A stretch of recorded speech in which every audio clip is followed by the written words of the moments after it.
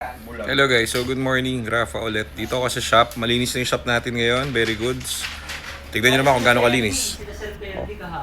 Nakapakalinis, mga kaibigan, nakakalinis. Yung mga bagong clutch natin, nilagay natin dun sa storage. So, ang bigat kasi. Bigat ng mga bagong dating na clutch, saka mga zipper, ang dami, sobra. So ngayon, kwentuhan muna tayo. Meron kaming kliyente, bumili si madam ng ng Fiesta niya, 2012, yung lower model. Magkano niya nabili? 165. So sa marketplace. Dapat daw bibili siya sa atin kaso di ba may waiting time tayo? Yun ang sabi niya ni madam. Kailangan niya na daw now. So ngayon, bumili siya sa marketplace. Bumili siya ng 160 last week.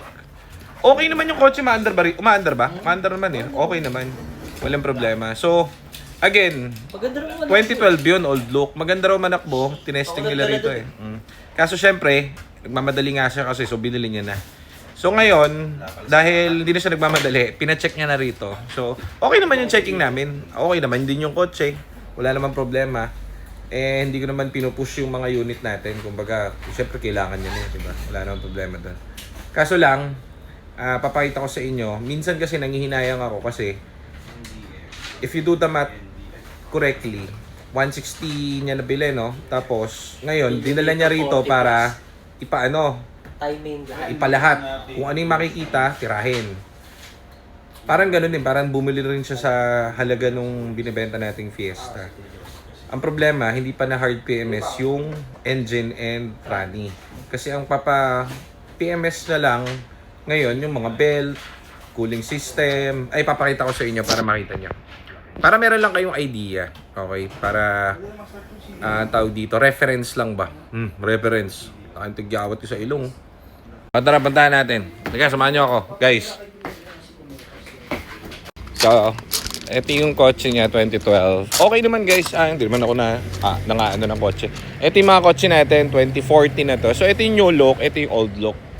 Okay, so ito okay naman, 160. Panalo 160. Kaso, syempre, umaandar to and everything. So, everything goods naman dito. Kaso, syempre, dito, gusto niya yung araw-araw niya magagamit. So, in-advise, sinilip namin yung mga, sa kanya, mga gagawin sa kanya para maging daily siya. Kumbaga pang daily driven niya. Di ba? So, ganun. Sinilip natin. So, ang mga nakita natin, Sep, kailangan natin magpalit ng return hose kasi electric tape lang. So, may pressure yan. Palitan natin ng bagong return hose. Tapos, battery dapat magpalit na siya, no? Tapos, ang ginawa naming major dito is retiming kasi hindi natin alam kung ano yung history nitong coaching to. So, retiming. Yan ang sure ball. Kasi pag yan naputulan sa kalsada, towing yan. So, retiming, tapos ito, drive belt palit din. Nakita niya naman yung yung timing belt po. Lasog-lasog na. Okay. So, yan, safe na tayo dyan sa retiming. Tapos, ang ginagawa naman namin ngayon is chine-check namin yung cooling system niya. Yun pa rin. Luma pa rin yung mga cooling system niya. Siyempre, second hand, yan pa rin siya. So, ayun, daming tagas din ng engine. Pero, as per checking naman, okay naman ng makina. Goods naman siya. Very maganda yung tunog niya. Saka chinek namin yung live data nito sa OBD. Maganda ang feedback niya. Ngayon, ganito yan. O di nagpa-retiming na siya. Magkano na yun? Kano retiming? 15, 17, ganyan, Pa-retiming na siya. Ngayon, nagpa-retiming na siya. I-plus mo dun sa binayad niya, 160. Magkano? Sabi mo ng 20, sarado mo kunwari. 180. Tapos if ever na magpapalit siya ng battery, cooling system, sabihin natin 210. 210 sabihin natin na yung mga anik-anik pa, Alternator pa. Nga pala, sira nga pala alternator nito, no. Alternator nito, guys, bumabagsak. Kumbaga, mahina yung karga, so ang tawag dito, pinagawa namin yung alternator niya. Nagpalit ng bagong IC dyan sa alternator and yung mga bearing ng alternator pinalitan. So sabihin mo ng sabihin mo ng sarado mo ng 240 magagastos niya. No. Kunwari 240 lang, hindi pa yung ginawa namin, guys, kumbaga yung estimate namin doon sa yung mga anik-anik Kasi ang ginawa lang naman ngayon is yung return hose, retiming, and ito.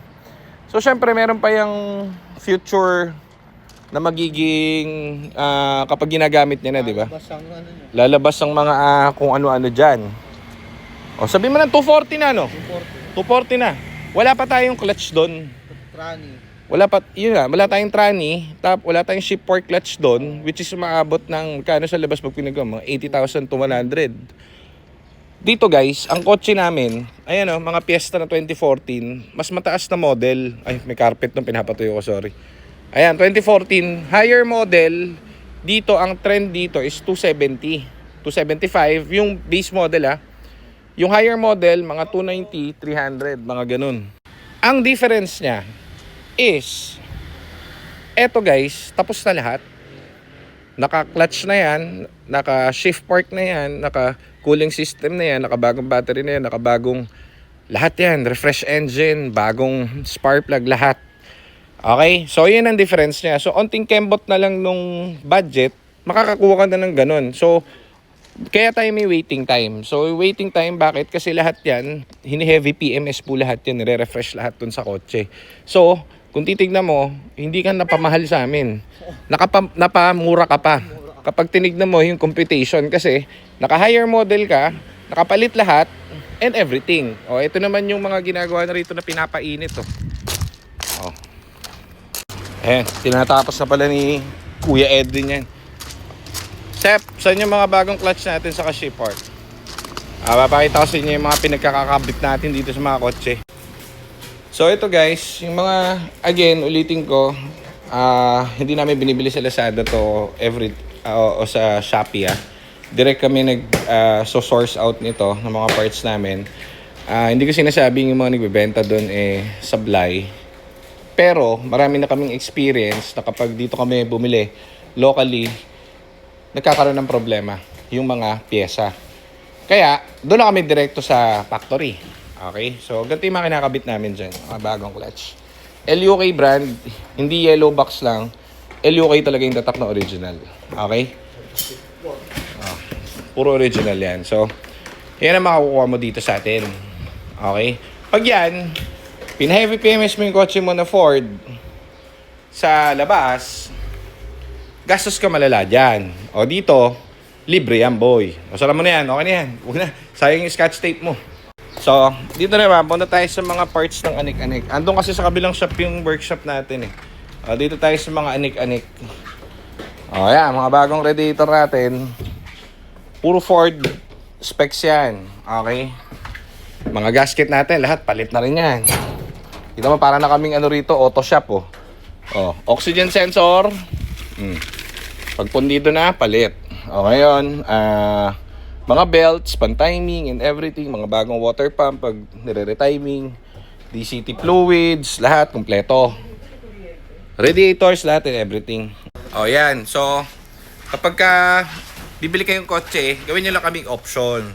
Kinuwento ko lang sa inyo para may reference kayo. Kasi, hindi kayo mapapamahal. Kala nung iba, mas mataas yung price namin dahil, tawag dito, puro yung mga piyesang nakakabit, puro bago. Ang problema, pag sinamap mo, parang binabayaran lang dito is yung service kasi in-house yung mga mechanics natin dito.